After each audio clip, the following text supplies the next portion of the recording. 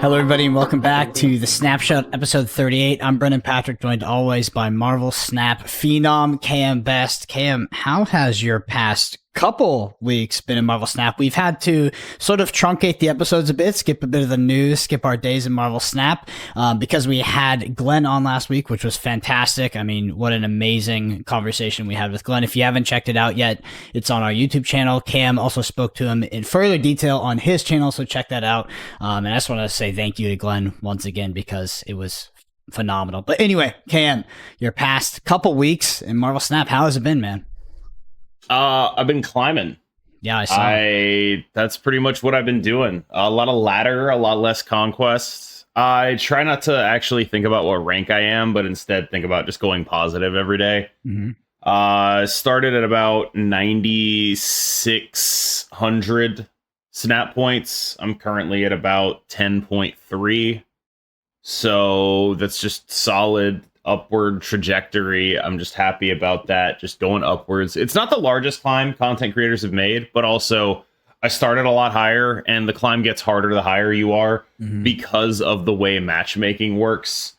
You end up just getting super punished when you lose to people who are far below you. Like, if I play someone who doesn't have a rank next to their name, I will lose twice as much as I gain from playing them. And for the record, if you don't have a rank next to your name in the matchmaking screen, it just means you're below rank 5,000. But I know Dara, for example, climbed from like 7k snap points to like close to where I am. I know Dexter climbed from like 7k snap points to like top 500. So I think I get the sense that like it's a lot more elastic in that range. Like, if you came in the 7s or whatever, you can probably get to, like, the 9-5 range pretty reasonably over the course of a season if you just have a good season. But going a lot higher than that, it does require, like, all right, you just got to have, like, a 66% win rate against all these people. I do think that it highlights some of the issues with matchmaking and with, you know, the system they've chosen. But I think a lot of people, not all of them, because there are a lot of valid criticisms of the matchmaking system, of the MMR that they've created, but a decent amount of people are just using it to cope. A decent amount of people are taking those criticisms and saying, oh, that's why I can't climb. And I don't really think that's. But I do think that there are some people who are legitimately hurt by this, who, like, just, you know, weren't grinding or whatever, or weren't playing or whatever. But one of the things that actually, like, outside of that, one of the things that really struck me is new accounts place very high. Not, like, I know people are going to think I'm talking about Dara's Smurf. I'm not. I saw in the main Marvel Snap Discord a guy who'd been playing for 7 days get placed in the top, like, 800. And, like, what possible situation creates that? Like, how, like, you're probably beating some people. I get it. But a lot of what that person is playing is almost certainly bots. And I don't understand how that constitutes having like 8k snap points. It doesn't make any sense to me. Yeah. And that's something that really strikes me as weird. Yeah, so because it's like, why does that happen? How is that possible? You know, yeah, like, how is that possible? Something is actually wrong. I just don't think it's what people think it is. Does that make sense? Yeah, so that has been happening for a while, actually. It just wasn't as on the surface because there wasn't a ranked leaderboard. But for instance, I actually have an anecdotal experience of this. So when in the first couple seasons of Marvel Snap, when your rank was egregiously high, you know, and it was displayed as that because your infinite rank was like 600, that was back when I used to play against you and I against queue against you. It was uncommon, but I actually did. As the seasons progressed, I did not because I played more games. It seemed like when my account was younger and I had sort of had that first or second infinite, right? Season 1 and season 2, I actually played against you. I played against a human spider all the time. But then as I played more, I guess it happened less. So I don't know what's going on there, to be honest. That's like what I think is happening is that up to a certain point, I think they're counting bots as real people. Like, up to a certain point, and I don't know what point that is, but it's very weird because, like, post infinite, right? What I think is happening is the optimal strategy for like spiking rank 1 is get into body low, get your account to infinite, farming the bots. Mm-hmm. Never play a game in infinite, and then do that every month. And then eventually you'll just have like this insane win rate that will get you like top 10 immediately as soon as you get there, right? And that seems bad. I would say that's bad. Yes, that is exploitable. Yeah, that seems exploitable. As someone who has spent the last few days like hard grinding in the top 50 to climb upwards, it seems bad to me that someone could just do what I'm talking about. It's interesting. I wonder if there's any sort of dynamic K values in terms of how much you would win or lose based off your rank. Is it based off rank, or is it based off your opponent, like the differential? Because like when I say K value, the newer your account is, the more you can shift. Right, the less locked in you are. Oh, so TLSG had a screenshot of him losing like 200 snap points on a game on his like very new account, right? And it's like the newer your account is, the more dynamic you can be. And it's just that's very odd. It all strikes me as very odd, and I do think there are definitely some things they need to iron out here. Mm-hmm. That said, I do think most people over time will end up where they're supposed to be. Yeah, I just want to explain to the audience who might not know what a K value is and how it relates. It's not actually the differential of rank, because obviously there's a dynamic value that's being plus or minus based off the difference in rank between you and your opponent, right? Like Cam said, he loses someone that's far below his rank, he'll lose more than if he lost someone that's close. But a K value is actually related to, in this range of plus and minus, how much could you possibly lose? So when I say about a sort of that changing over time, or that changing based off your rank, it was like, okay, if you're at if your account is newer, the K value is plus or minus 200. Like you could actually lose 200 points if you face the lowest possible opponent, and you could actually win 200 if you face the highest ranked. But what Cam is alluding to is, as your account matures more, that K value shrinks, right? The possible losing points, I'm using hypothetical values, right, is actually shrinking so that you lose less and gain less, so there's less of this sort of drastic changes, which is interesting. The system has a better idea of how good you are. Yeah, which is like it is super weird, right? Because one of the things that I see, a lot of suggestions are like really terrible, right? Mm-hmm. Like just start everyone at the same points, and it's like, you realize that'll just mean that I play pool 2 players, right? Like that's terrible. Don't do that. Like, first of all, don't do that anyway. They shouldn't. I don't know. I guess they have to in order to maintain the integrity of Infinite. But like, oh my god. Mm-hmm.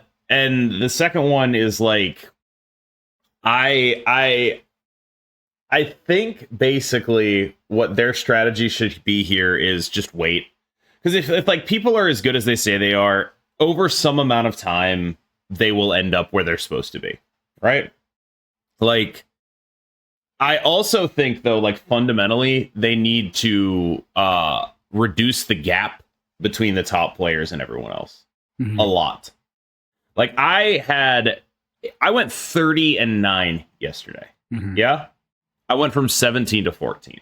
If I went 30-9 from rank 17 in basically any other game, I would be significantly higher than gaining 3 ranks. Yeah, the weird thing about Marvel Snap ladder and how it relates to that, right? You talk about going 30-9 is how, I guess, elastic the matchmaking parameters are, right? Because you are facing just like generic infinite people, which is way different from facing, the rank 10 guy, the rank 100 guy or girl that is. I'm facing a lot of 100s, but like every so often it's just like, oh, there's no rank after their name.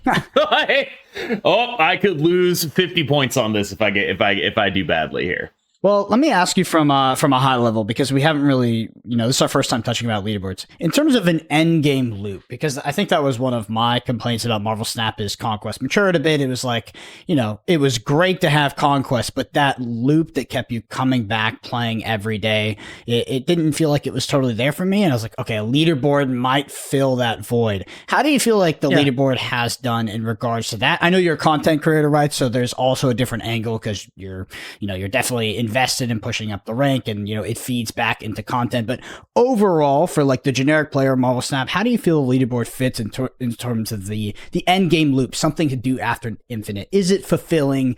Is it fulfilling a good system? Yes, but they need to make it more attainable. Mm-hmm. So I think that it hella sucks that it takes this long to climb, basically no matter who you are. I think they need to make it easier to gain ranks and, by converse, easier to lose them, right? Because I think right now, if you're like rank 1, you could probably just never play, right? Like, it's a lot harder to climb than it is to do it. Because, like, again, you have to maintain like this super high win rate. You're more likely to go down when you're rank 1 than you are to get to rank 1, right? Mm-hmm. It's why it hasn't really moved all that much. Like, it started at like 10.6k and now it's around like 10.8, 10.9.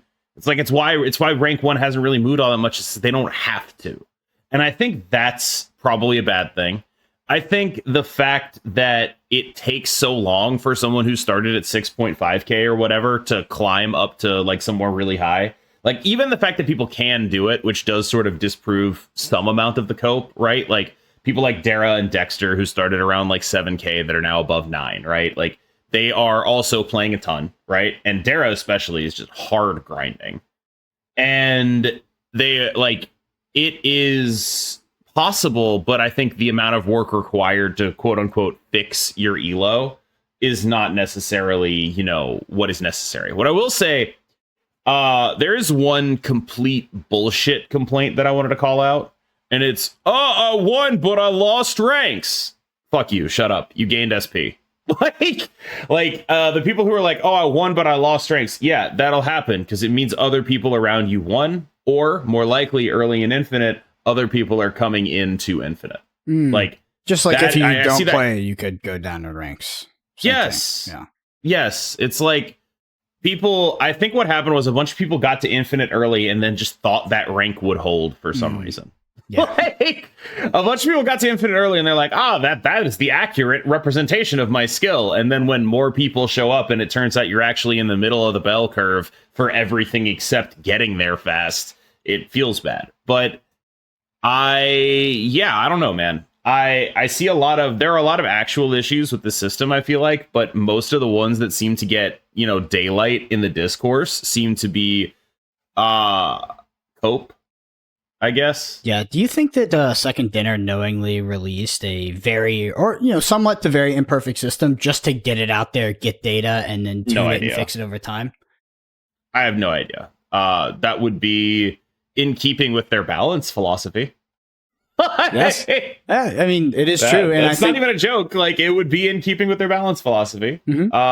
But I don't necessarily it's fine.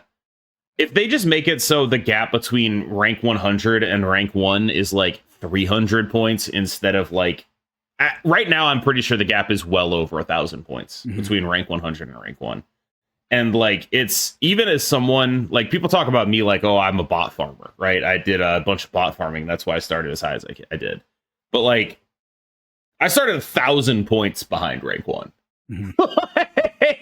I started a full 1,000 points behind rank 1.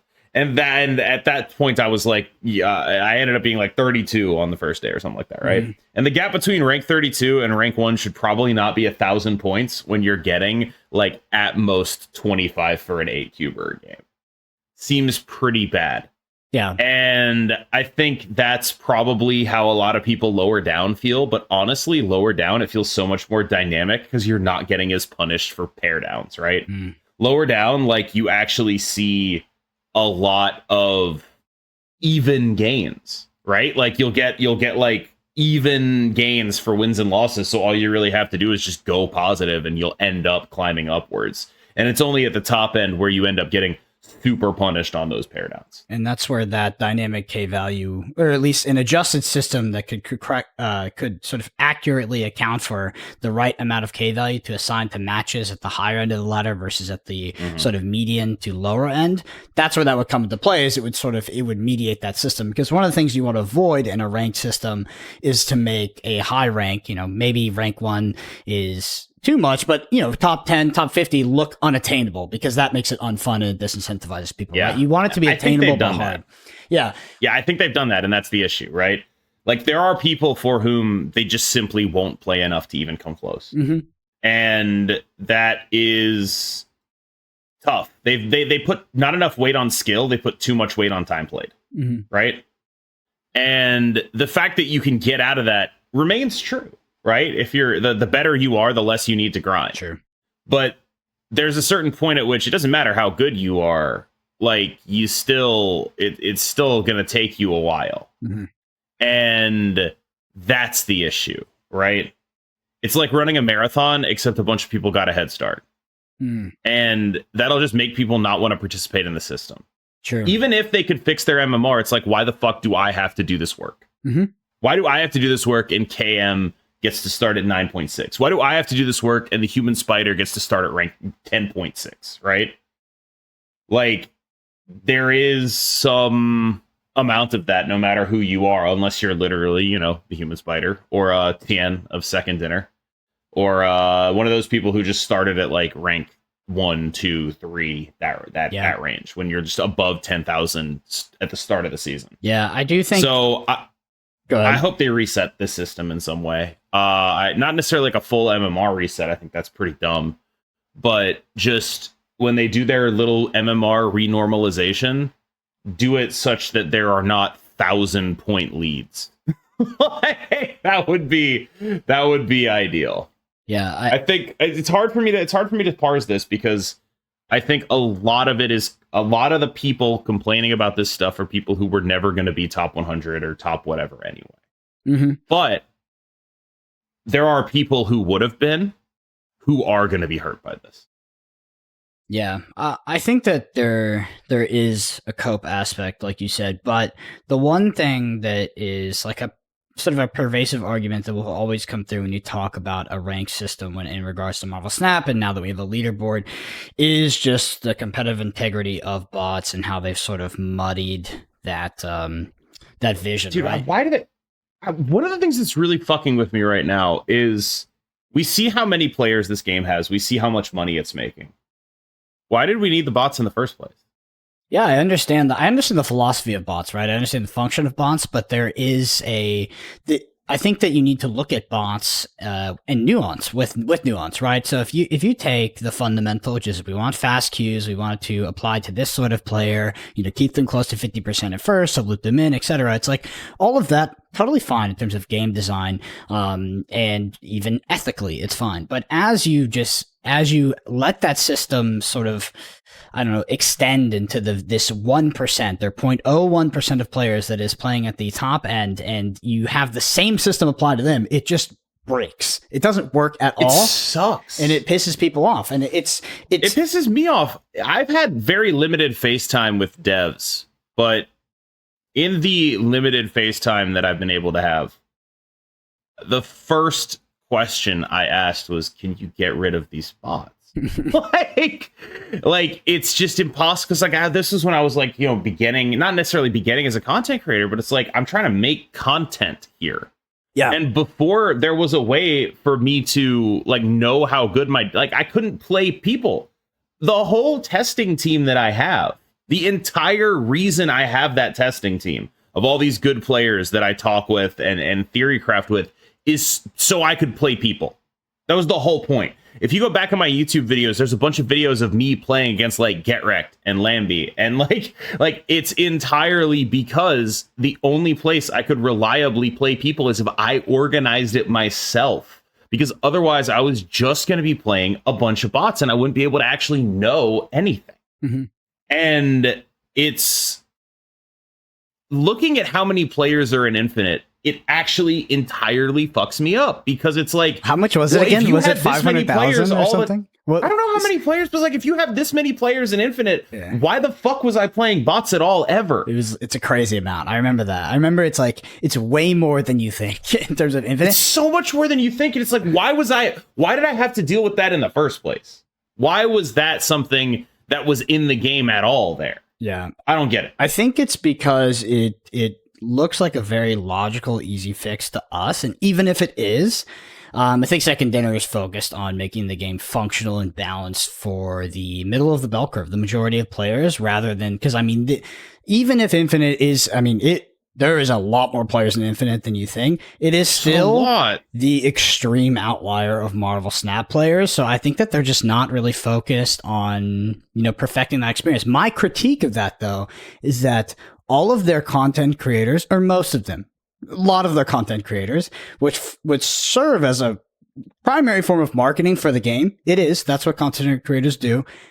Display the sort of malfunctions in that system, which is, for me, I think that would be an incentive to fix that. Because especially because we've been having this conversation for a year, to be honest. But back in the day when it was really bad, like when you were playing monobots and almost all the creators were, it's like that was just a bad look for the game. Like that was a terrible look for the game. And I think that is a motivator enough, not to balance the game around the top players, but at least to make the experience a little bit better so that, your content creators aren't displaying this sort of bastardized version of the game, which is what it was. I mean, playing only bots. I used to think like, okay, well, they just don't have enough people. That's fine. But it's become abundantly clear that they totally have enough people.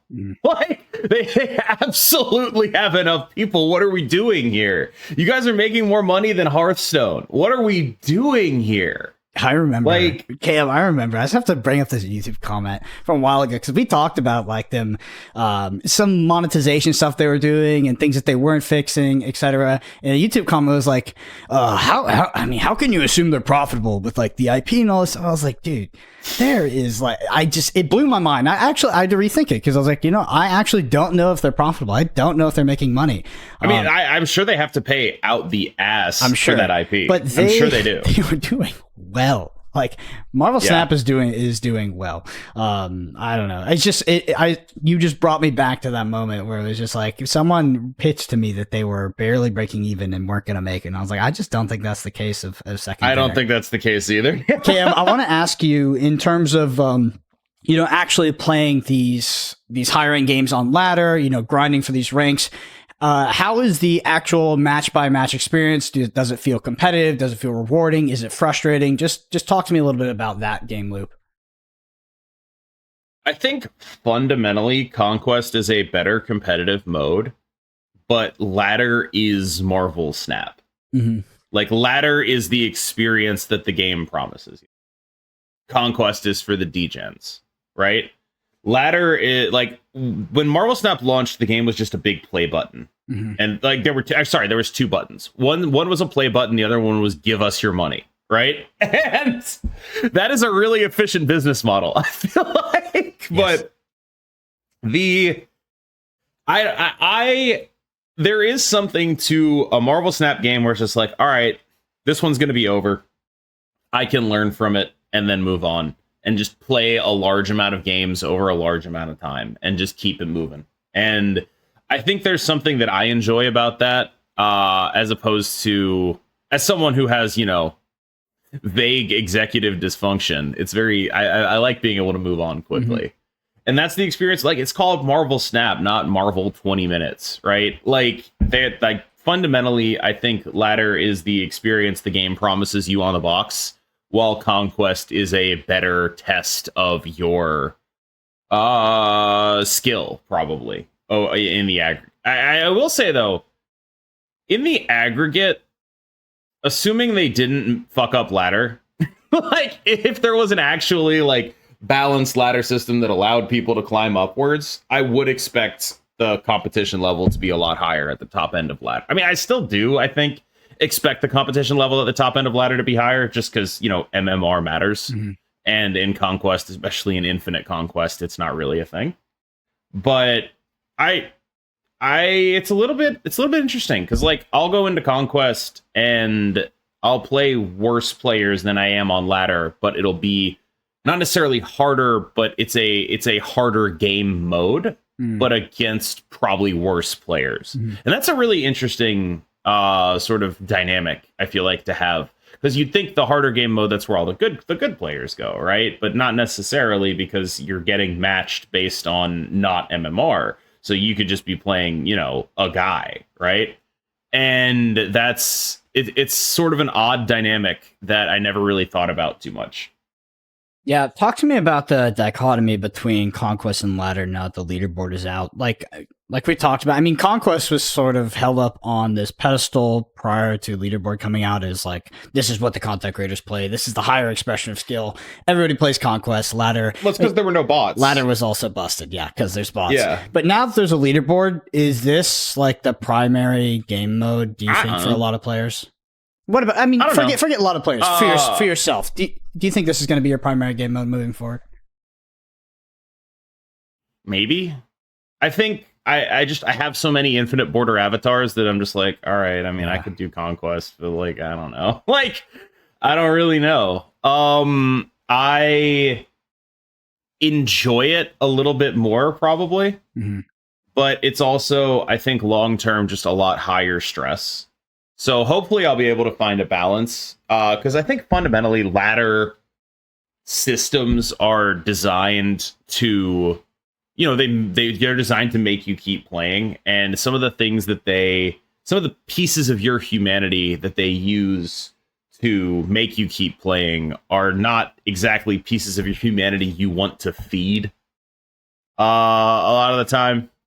So especially I find that true for myself, where like a lot of the things that keep me playing ladder are just negative emotions rather than positive ones. So I think probably at some point I will likely, you know, pull back on that. Yeah. But for now, it's like a new exciting thing, and I'm enjoying it.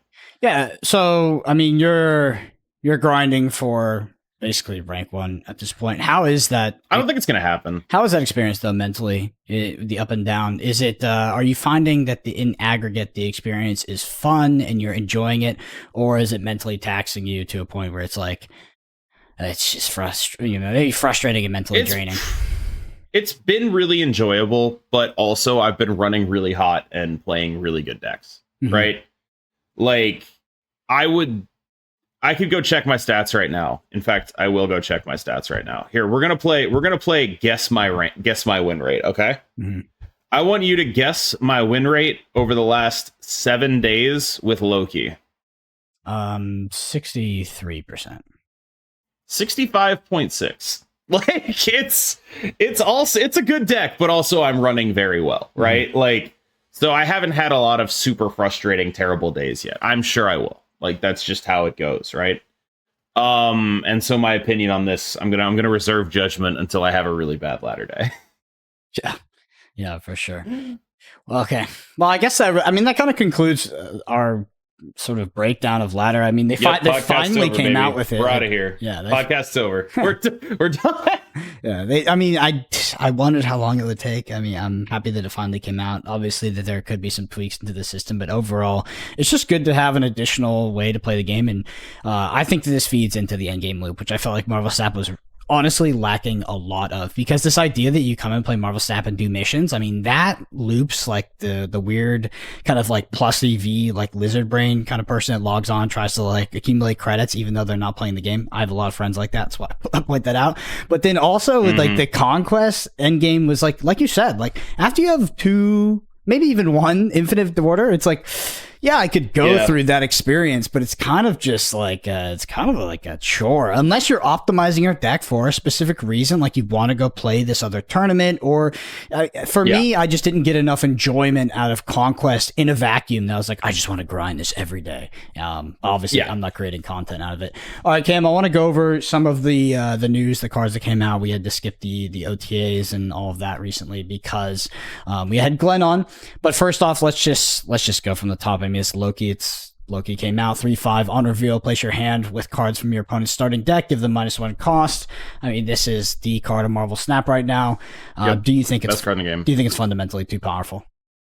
Yep, I do. How would you fix it? Is it you know what's really fucking with me though is a lot of the stats websites say it's mid. Yeah, I know, and I just have no idea how that's possible. Like, I have no idea how that's possible. Like, I'm usually someone who's like, you know, I'm willing to be like, all right, look, maybe I'm wrong about this. But every time I play any other deck, it's terrible. And every time I play Loki, I just win a lot. And I understand, you know, I'm one person. I will never have a sample size of the level of that data. But I'm going to plant my flag here. And I'm going to say the numbers are wrong. And this deck is the best deck in the game at high levels of play. And it's not even close. Man, what could account for that sort of that outlier in the data? If incorrect, is it maybe accessibility through the season pass rather when a card drop is more targeted? People have to really want that card, where the season pass card is kind of bought by default by a lot of players. I would think that the honest answer is skill diff. Mm-hmm. Like Loki is a deck that scales with your understanding of what you're playing against. Makes sense. Yeah. It scales with your ability to play your opponent's cards, and it scales with you understanding how to win your bad matchups, which basically means what you do when you don't Loki. Mm-hmm. And I think a lot of people play bad versions of the deck, and a lot of people play the deck itself badly and think of it as like an autopilot deck. And I don't really have an explanation for it, but I'm planting my flag. I'm saying I'm right and the numbers are wrong. And this is the best deck in the game. And again, like, it's one of those things, right? Like, I have no idea what it is that's causing this, but I genuinely have not found another deck that's even close in terms of matchup spread. Just not even close. How do you counter Loki? Do you just play it? Like, 'cause the funny thing is Cerebro 3. Yeah, C3. My favorite thing about Loki is when the card was first released and you saw the ability, it was like, how do I counter this? Do I just play a shit deck? Because my opponent's gonna get the my answer deck. is just yes. Yes. The answer is just actually yes, right? Like Cerebro 3. There are certain matchups. I can tell you how to counter Loki from how I play, how I have to play against certain decks, right? Mm-hmm. Cerebro 3 playing Loki is actually just terrible in that matchup. So that's one really good place to start, right? So there's a lot of people who are like, all right, I play Wave against, like, this is actually one of the things that makes me think it's a skill diff issue with Loki, because there are a lot of people that honestly believe Wave beats Loki, and it absolutely fucking does not. It's right? Like the bounce thing. If they Loki on 4, you die every single time. You are dead. You are absolutely fucking dead. They play your entire deck onto the board, and then you play a Wave, and you fucking die, right?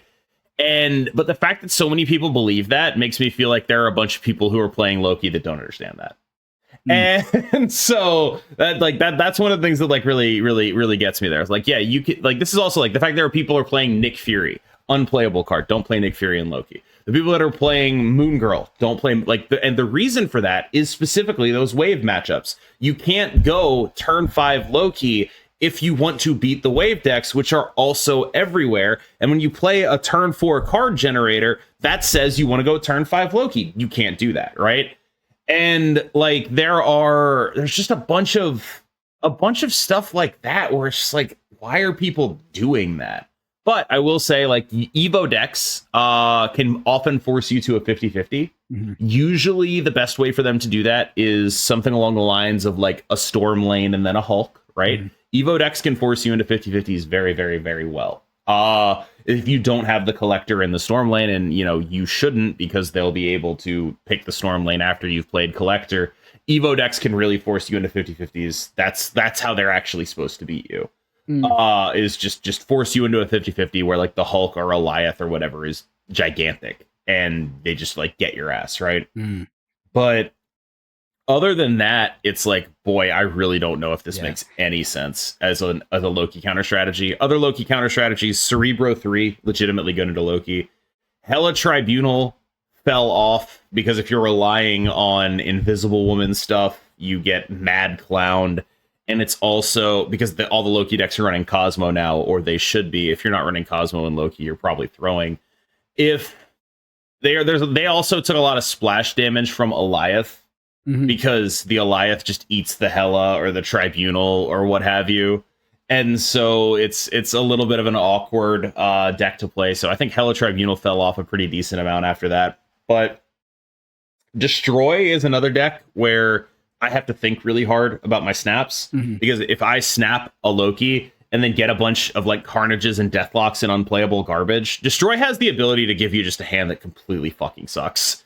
But on the other hand, if you get like Null Death, you never lose. But you can't snap before the Loki in those Destroy matchups, because if you do snap before the Loki and then get a bunch of garbage, they're going to farm you.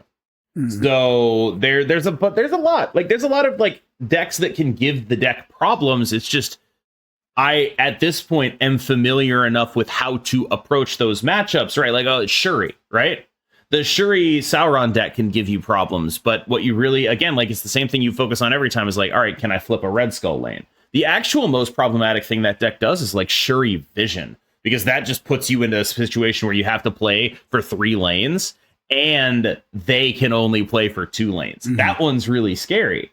But like the like a lot of just like the Red Skull stuff is like, all right, well, I'm just gonna see if I can go taller in that lane than you, and then flip the Red Skull lane and then win, right? And like that you can actually accomplish that goal.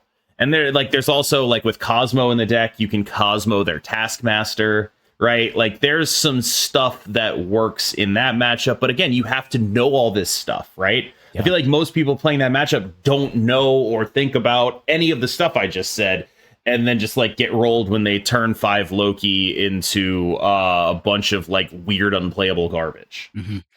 I think I have a hot take after what you said about Wave. So just drawing a bit of a parallel to Wave back in the bounce meta, I think that a player's opinion on the impact of Wave in a lot of metas, maybe every meta, is the Turing test of Marvel Snap. Oh my god! Because I remember, that sucks, man. I'm like the biggest Wave fan, you know. Yeah, I know, but this idea that Wave is like so disruptive to some of these strategies, especially when ladder, it's more disruptive, mind you. So a lot of people are playing ladder. It's now. Not though, because like anyone who sees you play like a fucking Misty Knight knows there's a Wave. Yeah. Like at this point, if someone plays like a Misty Knight, every move deck I expect a Wave. Every high Evo deck I expect a Wave. What are we talking about here? Like, what deck are you catching off guard when, like, again, it's just one of those things where it's like, are there really Loki players who are like, they'll never wave me here, and then they get waved? Is that real? Yeah, they snap in for 8 and they're like, well, if they have the wave, they have the wave. It's just like nobody does that. God, I love calling it a Turing test too. It's just so it's on brand with Marvel Snap. All right, let's talk about Alioth a bit. So Alioth is a 6/5, says unrevealed, destroy all enemy cards played here this turn, including unrevealed cards. What were your thoughts on this card? Post release and maybe getting a chance to play with it a little bit. It's a good card. Good card. I remain a little unconvinced that it actually makes a lot of the decks it's in better. Because, like, I get it, but, like, when you look at the decks this card is seeing played in, outside of Galactus, it definitely makes Galactus better. Without question, it makes the Galactus ramp, whatever bullshit, whatever you want to call that deck. There are multiple builds of it, but if you're playing, like, Galactus and some other shit, it totally makes your deck better, without question, for sure. Like, it took that deck from a deck only Johnson played to a deck a lot of people play, and it's good now. It is. But I think a lot of people like, okay, you play it in like Move Wave, right?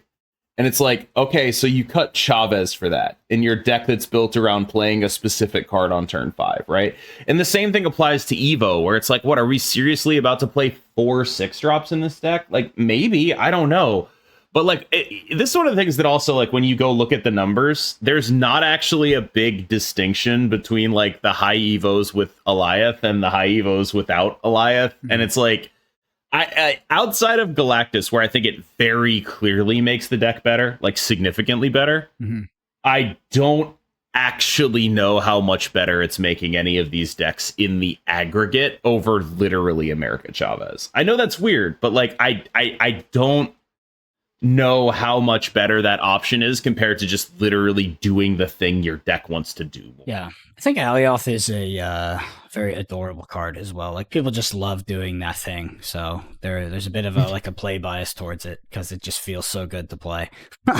Yeah. What are your thoughts on the Thanos nerf? The Thanos nerf is like so controversial. By the way, this is the Soulstone nerf. Like, there is so many comments. I mean, there's not so many. There's a few, right? Both on Twitter and on our interview with Glenn regarding this stone nerf. How do you feel about it, and do you think it was necessary? I think they drastically underestimated how big of a nerf it was. I think they were like, all right, Let's tone him down a little bit. You still got the other stones. And what they ended up doing was killing him. And I don't know. I've tried to explain why this is such a big nerf. It's because Thanos wants to roll downhill. The whole point of the deck is rolling downhill, right? It's why the turn 1 Mind Stones are so powerful, right? Mm-hmm. The whole point of the deck is you go stone into stone into stone into stone into stone into stone into stone, getting all of these additional effects, mixing in other cards. And then you have eventually acquired a situation where like your hand is super full, you have a ton of options, but you aren't sacrificing a ton of tempo on the board because you put a bunch of guys on the board. Even if they're minimal guys, you have like Blue Marvel or whatever, they're suddenly actually impactful units, right? And when you stop that from happening, you are no longer rolling downhill. Like, well, people think Darkhawk was good against Thanos because it was a really big guy. Darkhawk was good against Thanos because Rock Slide made the deck go clunk. Yep. Right? That's why Darkhawk was good against Thanos, because like you draw a rock and it would just be like getting time walked. It was like you didn't even get a turn, right? Like if you like, and basically what they did, like this is why Power Stone is a complete ass in the deck, right? They put a rock in the deck. Like, that's what Soul Stone is now. It's a rock, and just having just a free clunk is just it's so damn bad. It's so impossibly bad. Do you think? And Thanos also got gets like Omega rolled by Loki, right? Because Thanos is a deck full of like powerful 4 and 5 cost cards, and then you Loki, and then you Quinjet Loki against Thanos gives you like a final turn that's like Claw Devil Dinosaur or some heinous bullshit like that, and it's just like, oh well, I die. Like it's. What do you think Loki would have been played in a Thanos shell if the nerf had not happened? I think it would have eventually ended up here instead, because I think the Thanos shell ends up detrimental to Loki because of how much space it takes on the board. Yeah, I feel like in talking about the upcoming release of Loki, we sort of theory crafted the deck pretty well in terms of like how it ended up. The big differences are the addition of things like Snow Guard, like that was huge, and I don't deserve any credit for that. Yeah, I thought this card was going to be like a 3 out of 5. I thought this card fucking wrong. I saw this, I was like, I thought it was going to be, mostly because of because just the fundamental was like, it was like, okay, you literally just copy your opponent's deck, reduce the cost. It's like, what does your opponent do? Just play a shit deck? Like, how do you beat that? Like, they're just playing your deck, but it's cheaper. That's ridiculous. I think like. You think about it, because I think what got me is I think about it in the context of other games. Like this effect in Magic kind of sucks, right? This effect in Hearthstone kind of sucks. But every Marvel Snap deck does the same thing. Yeah. To a degree, like because like they're like you're like an aggro deck or whatever, and you get a bunch of like counter spells. That sucks, right? That doesn't help you. But there's no differentiation there in Marvel Snap, right? You are decks that do points. Every deck does points, right? And so that like that's why I was off about this one, I think, because I just looked at this like, oh well, that kind of sucks. But there's such less differentiation between archetypes and decks in this game in terms of the base function of them. The base function of all these decks is do points. Yeah. I think the cost reductive cards in Marvel Snap they haven't always flipped the game on its head, but they've always been super powerful. And I think a lot of time flipped the game on its head, like Zabu. Sarah is powerful, but has in the past been even more powerful in the meta. And Mr. Negative. Yes. Well, I think Mr. Negative's on the lower end, but obviously Mr. Negative in beta was. Well, when he was a 4/4. Yeah, I mean, yeah. But he's great. He was a 4/4. This concept of playing cards, cost reduced cards, playing them before they're supposed to come out is like so ridiculously powerful in Marvel Snap. Like if you buff a card by reducing its cost by 1, like it's such a huge buff. And you do that to 6 cards in your hand, it's like, holy shit, we're rolling. We are rolling. All right, Cam. I'm not going to really cover anything else in regards to OTAs because it is what it is now in the game. We'll get them sort of as they come moving forward. But I do want to go to the bend and snap section. So it's from Matthew Grootman. This was a comment on the podcast with Glenn. He said, first of all, great Great episode. Love the interview and insights. Definitely have Glenn back. I feel like I could have listened to several more hours of this. He said, I also pose a bend and snap that I'm sure I sent last week. Do you guys think a card that has an alternate win condition could exist in Snap without ruining the game? So this is a little bit alluding to our conversation with Glenn in regards to Galactus, pre-nerf Galactus, how it was a bit of a alternate win condition. Do. Okay. Yeah, don't you say that already exists? Like, okay.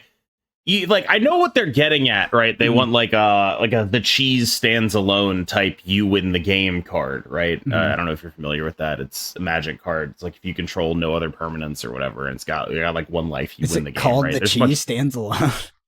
It's from Unglued. Okay. One of their joke sets, and then they made it a real card called Barren Glory. But yeah, the cheese stands alone, or like Battle of Wits or whatever, right? Like, I do think there's room for that, but also I would argue that already exists. Living Tribunal decks are doing that. Like, effectively, they're just doing that, right? Like, Hella decks are doing that. Galactus decks are doing that. Like, these are decks. I what they're asking is, do you ever think there's going to be a thing that wins in the way of like not having like winning something other than points, right? Yeah, like is it going to be like that? But like, okay, probably not. But like, you look at those archetypes that already exist, they operate like fundamentally they're still doing points, but they're operating entirely differently from every other deck that tries to do points, right? They're just like, I'm gonna do this thing. This is my alternate win condition. I'm only attacking one lane, and then I'm gonna make that one lane the only lane that matters, right? That's Galactus, that's Living Tribunal, things like that, right? And so to some extent, I would say that already exists, and I would not expect them to ever make a card that says you win the game on it, or like an if then you win the game kind of card. I would much expect them to stay in the lane that they're currently in with Tribunal, Hella, things like that. So I actually completely agree with you. And to reiterate on Matthew's question, I don't think they'll print something like Thassa's Oracle from Magic the Gathering or anything like that. Yeah. And that was reflected in what Glenn said to us, and how sensitive sort of those boundaries can be in terms of like when someone queues up for Marvel Snap, it sounds like Second Dinner wants to give them an experience that's reflective of what that person is anticipating in terms of a game experience. One thing I do want to ask you though, KM, do you think they'll print the inverse? Do you think they'll print cards that will have if X conditions are met, you lose the game? Because that's different, right? That's different than if X conditions you win the game. I wouldn't want to print a card like that. I think there's a lot more room to do that in Magic, where there are like hundreds of cards coming out every set, and you can make some cards for certain types of people who are like super spiky or whatever, who are like, I know how to turn this disadvantage into an upside, right? And I think one of the things that Marvel Snap does well is there's not a lot of cards like that. There's not a lot of like, this card hurts me and I can turn that into an upside, right? And the reason that's good is because it makes it easy to understand. When you see a card like that and you're a new player, your first thought is, well, how is that good? This sucks, right? And then when you're a better player, it becomes, all right, well, how do I extract value from this downside? How do I make this downside an upside, right? The only thing we really have that does that in this game is Sauron Shuri right now. Like Sauron Shuri 0 archetype is the downside to upside archetype. But even then, the cards it plays are costed such that they're like kind of reasonable even outside of the context of that, right? There's nothing that's like like one of the things I see suggested sometimes is like a card that cannot be drawn, and it like gives you -2 on like a location or whatever, right? And it's like, well, that card is not exciting for anybody except a pure spike who wants deck thinning and will pay for deck thinning at any cost. That's not an exciting design. That sucks, right?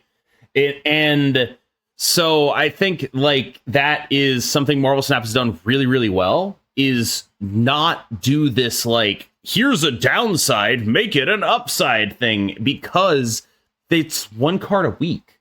They need those cards to be exciting, not like marginal upgrades to consistency. Yeah, I do. I think I'm on the what you describe as the spike side of it, with like those are the cards that definitely they pique my interest. Like I like those cards that kind of flip the game on the head. I mean, Galactus is one of my favorite cards in Marvel Snap. I'm not preaching Galactus in terms of like I want you to like it too and you should like the experience. Like no, it's zero sum fun. I'll be having all of it. But I like the refreshing experience of refreshing experience of playing Galactus, and I get to play like some pseudo solitaire, like more chess-esque kind of game. Yeah, you get to play some solitaire. The refreshing experience of solitaire. It can be quite nice, you know. Like it's a good respite from the sort of point-oriented game that can happen. You know, 3 lanes, like 3 lanes is too simple. Let's take it down to 1 lane. That's where the big brands are. A good respite from having to think about what your opponent does. You have to think a lot about what your opponent does when you play Galactus. No, yeah, that's actually I think a lot of good players love Galactus because it's just like there are 3 decisions every game, and every one of them is a 50-50 read. And good players they love that shit. like they're like it like we talked about what the aggro deck is in Snap. It's actually Galactus. Well, it's Galactus. Galactus is the only, I think, one of the decks where it's like you get the most feedback from the game, where it's like, you're so smart, or you're such a dumbass. Like, you literally like reap what you sow immediately. And if you want that experience of like feel because it's a bit of a fallacy and it's an illusion, feeling like you're outsmarting your opponent, Galactus is that deck. Like, yeah. You get to feel so smart for winning coin flips. It's like it's so crazy. It's like you win a coin flip and you're just like, I read that. It's like, no, you didn't. Cam, go ahead. I was gonna say, like, I kind of think I'm gonna start like actually flipping a coin on Galactus games, so I'm unreadable. Like, I have a Legion. It can go one of 2 lanes. All right, I'm coin flipping this. I mean, we've all met that person, and you know, I think I've actually been that person at one point. When someone brings up rock paper scissors, they're like, "I'm fucking good at that game." It's like, like some people believe that. I definitely do. Shit. All right. Oh yeah. All right, no, right now, rock, paper, scissors. There's no way with Discord lag. Now. You're going to feel right cheated. Now. You're going to feel cheated. Right now, we're doing it. I'm telling you, with Discord lag, it's not going to happen. You count it down. Okay, we're doing it. We're doing it. We're going to do a go on shoot, all right? Rock, paper, scissors, shoot. You lost. Yeah. No. This is what I had. Yes. Watch the replay. What's funny is like the people are going to watch the replay and they're going to see what I saw, which is your hand is under the camera. Oh, shit. Run it back. No. I broke the rock, paper, scissors meta. All right? Now you can't tell. No. I broke the meta. Oh, I'm really fucking good at this game. For people watching on YouTube, I'm going to display what happened. It was like this, and he went... I had scissors the whole time. I believe for whatever you. that's worth. I believe you. But like, you should be playing Galactus. I did not realize I was below the camera, but that just means I have once again broken the meta. Just put your thing below the camera and then switch it at the end. Yes. I'm really good at rock, paper, scissors. All right. Well, if you want to get your question read out on the Bend and Snap, just leave us a comment on YouTube and we'll get it queued up. Thank you so much, Matthew, for your question. And yeah, we'll get it queued up for next week. Make sure you comment there on YouTube. I want to ask you one last question before we close out, Cam. Shoot. Just in terms of the impact of Mobius and Mobius. The 2-3 that says ongoing, your costs cannot be increased, your opponent's costs cannot be reduced. Do you think that this will have an impact on the meta? If so, how much? Yeah, it seems degenerate. Okay. It's real degenerate. I don't know why they'd release this card a week after Ravonna. Mm-hmm. It's like, aha, enjoy your Ravonna, already likely the worst of the 4 cards to be released, for exactly 1 week before we destroy it forever by releasing Mobius and Mobius. I feel like it took me an embarrassingly long time to realize that his middle name was also Mobius. Really? But do you not get that? Yeah, Mobius, like the Mobius strip, it's infinite, so of course it's Mobius. It's infinitely repeating, surely. Yeah, surely this is not the first time I've encountered the word Mobius, so yeah. Yep, for sure. You don't know what a Mobius strip is? Oh, we should put it up. It's like, it's a, technically it's a real life infinite loop. Effectively. I am not good enough at math or physics to explain what it is. Oh, so it's a mathematical infinite loop? No, it's like a real thing. It's a infinitely repeating curve, right? Like, you know, the infinity symbol of like an 8 on its side. It's that with some twists in it. Yeah, I hate to go on a tangent. You've really never seen one of those. I hate to go on a tangent, but have you ever heard about the halving paradox and how it's an infinite loop, but obviously doesn't exist? It's like an arrow traveling to a target. Like, you can quantifiably have the distance as it progresses towards. Yeah. But you can do that in Infinity, but in real life, the arrow reaches the target, which is like doesn't make any sense. Yeah. What do you mean, man? How does that make sense? I feel like that's like some like that's like it makes sense. It's just you can infinitely split anything down. That doesn't mean that it'll never reach the target. What doesn't make sense? Because if it reaches the target, then it's no longer halved, right? It's reached some endpoint. I'm assuming that's the. We are reckoning with the concept of literal infinity. Yeah, here, I'm assuming it's is reaching the limit of like like in calculus, it's reaching the limit. Yes. Right? So that's like the integer of 1 but is like, hitting the target. I think what we're really learning is that we live in a finite world. Like that would be my takeaway there, is that we live in a finite world, and while you can infinitely split that down to whatever infinitely small degree, unfortunately in our finite world it will in fact hit the target. Is the answer to this question no? Fuck you. Yeah, I know. Some people really don't. I've had so many people be like, they think that the answer to that question is so obvious. And if you think that, let me know what the answer is in the YouTube comments below. I'll tell you, it's a bit of I mean, the answer to the question is obvious. It's a bit of a litmus test if you answer the question. Fuck your question. I hate your question. Get out of here. I answered it properly. All right, episode 38, probably going down in the history books as the most off rails we've ever gotten, but I digress. Yeah, I really, this is probably the most F-bombs I've dropped in an episode. I mean, it's appropriate when you're presented with a paradoxical question, I think. Anything else you want to like talking about Marvel Snap Ladder? Anything else you want to close out with in regards to Snap Ladder, the meta, etc. Before we sort of go to our outro here? I kind of want to know how your experience has been. Dude, I'm just chilling. Like the thing is you were like in like the mid 8s, right? 7, 8 range, right? Yeah. So the thing is like I used to be in an interesting spot in terms of ELO. So I was actually at a point, even when we were doing this podcast in the early days, when my climb to infinite was actually very, very hard. Like it was legitimately challenging, and I would have to really try. And it would take me like a week or two of actually like mental anguish. And then that stopped because they tweaked something, or I finally broke through this fucking ELO hell that I was in. They did tweak something. Yeah, like this is why you see more people complaining about bots than just me now. Yeah. I know this because like content creators that were not super high ELO are like, what the fuck is up with these bots? I have taken the role of the bot explainer. Yeah, but like this is not a thing that most of them had to deal with before. I want to say the season that they changed Spider-Man is when this all happened. It's like 2 seasons ago. It might have been. Yeah, I want to say it was like 2 to 3 months ago, but time isn't real for me because I'm a full-time content creator. I don't even know what day it is most of the time. But that they did change something on the back end for sure. Yeah. I think it was the first month we got reset to 73. You remember when they messed up the reset? Yes. The next month was when everyone got bots. Yep, it was. So back in the day, so I was in what would be probably considered to be like a normal ELO bracket, and then I wouldn't grind it too much after that.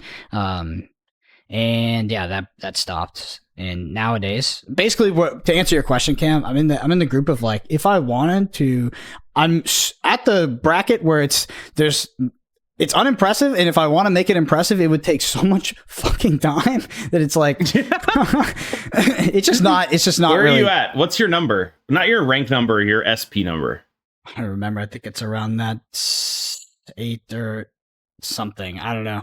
I literally just like get it. 7 or 8. Yeah, I just get it. I just got it on day 1 because I play mono bots, and then I was like, oh, okay. I mostly play Kong. I'm not doing this anymore. I think that, to give credence to some of the people that have raised, negative opinions about the system, I won't really say. Well, they're right. The main thing I'll say is that Second Dinner came out with a system that makes it very demotivating to attempt to reach a high or prestigious rank, and that's obviously subjective, unless you are supported by either content creation, some weird drive to do it, or you just love the game.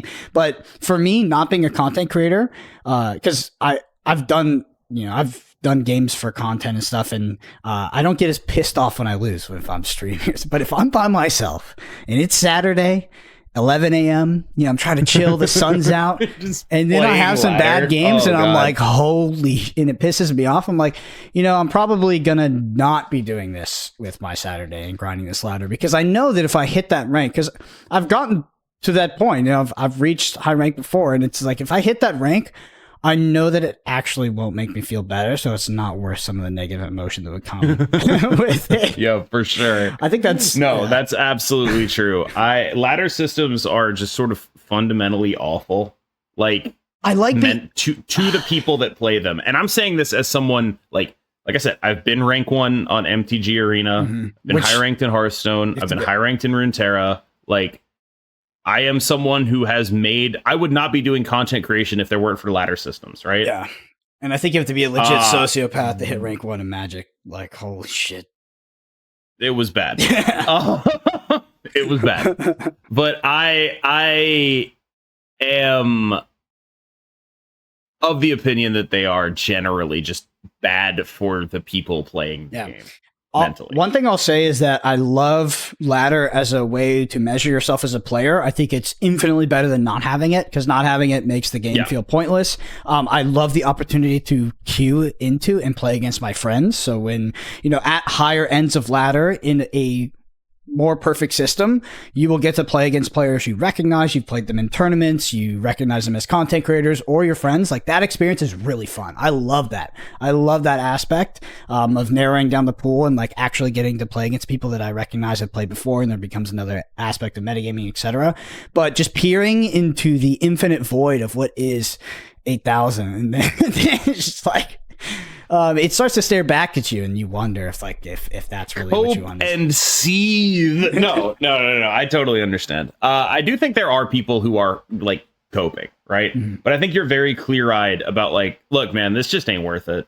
Mm-hmm. Like, I think there are people though that genuinely think they deserve to be higher, and the only reason they're not is because, you know, whatever.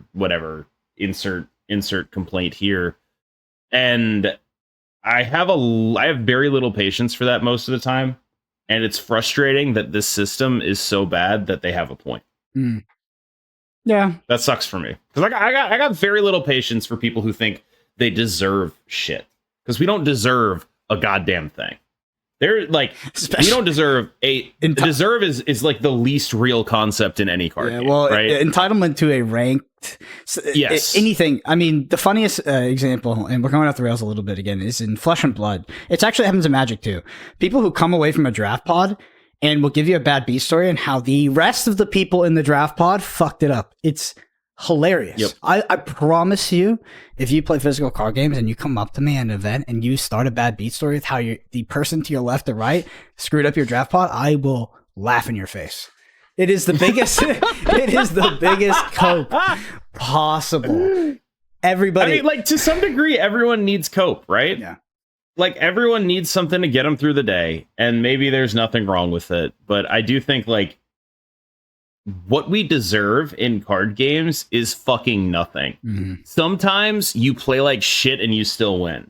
Sometimes you play really good and you still lose. Yeah. That's if you don't want that to happen, go play another fucking game. Or go like chess. Like chess, right? So this is the biggest counter argument to like people. I promise you, even if you go to a Snap tournament in person, people are going to come up to you and talk about variance, and they're going to get angry because they lost, and like there's something very human about that. But what you need to remind people, and we need to remind yourself when you are losing in a game of Snap, is that the reason that you enjoy the game, and I promise this is it, the reason you enjoy it is because there's variance. If there was if there was it's subjective, right? So it's like, is it 90% variance? Is 80% variance? Like, you don't know where the line is, but you figure when you end up on the other side of the line, the one that doesn't go in your favor, you get angry. But the reason you enjoy the game is because of variance. And if it wasn't because of that, you would play a different game, play something like chess. You get excited when you get things you don't deserve. There's like a classic Darkmane video that I think of all the time where he did his Hearthstone one. And there's like this clip from it where he goes like, when I win, I'm very good. That's very nice. I'm extremely talented. This was a skill game, a skill victory. But when I lose, it's fucking bullshit RNG. This game is so bad. Like, I'm not quoting it. I'm not doing it justice. But like, that is fundamentally how people are. Yes. And like I include myself in that. I like every time I lose, I'm like, oh, I'm getting sniped. And you know, I am some of the time, but probably not all the time, right? Like I'm probably wrong about a decent amount of them. It's cope. It's my cope. Everyone has cope. There's another layer on top of that, right? Which is your actual enjoyment of games. So it's like if you win a game, you feel nothing. It's like the Christian Bale, like stone face from American Psycho. And it's like the meme is that right next to it, you lose a game, the voices come back. It's just like, because that's what card games become. And like when you really get when you get your ego really wrapped up in winning. Yeah, no, you're entitled to winning. Like you're just like, that's what I do. And losing is a disruption of the natural order. But when you win, you don't feel anything because it's the natural order. You expect it of yourself. Dude, fuck. You remind me of this guy, Dante Delfico. I used to test with him in Flesh and Blood. Early tournaments, and Flesh and Blood is definitely on the lower end of variance in terms of the spectrum of card games. And Dante would lose games and get really angry. And like in person, and it was like borderline embarrassing. It was, oh, Dante, did you deserve to win that? Oh, it's just like when someone actually verbalizes and thinks about the concept. You tell me I remind you of that guy? No, you remind me of Fuck me. You. No. You remind me of We're canceling the podcast. Me giving him the pep talks he needed, because like when you actually verbalize it to someone that the reason why they're angry is because they felt entitled to winning a card game, is like the most insane concept. They're like, oh, I'm an idiot. You know, I'm being a doofus here. As someone who has probably 100,000 salt messages on Discords through various card games, I've been the biggest fucking idiot in the world, and it's why I'm so harsh on it now, is because I don't want anyone else to have to deal with the shit that I brought on myself by getting mad at myself for losing card games. Mm-hmm. Oh my god, there's another meme where it's like somebody some I don't know, animal or something. It's like throwing a piece of dice, like a turtle or something, and he's like, card game is like, favorable outcome please, or something. It's just like the most insane. It's just a weird little human thing that's going on. Anyway, we suck. Yeah, the takeaway is that variance is why you enjoy the game. Honestly, if you have to appreciate that losing is actually why you enjoy the game as well. Just think about the Marvel Snap Infinite experience. Winning every single game, it sucks. It's not fun.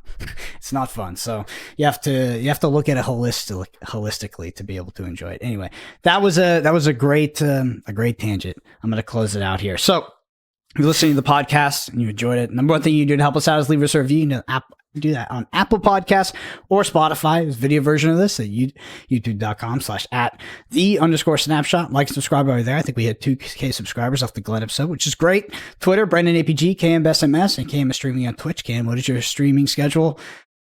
Mr. Feature Rank 1. It's 6 p.m.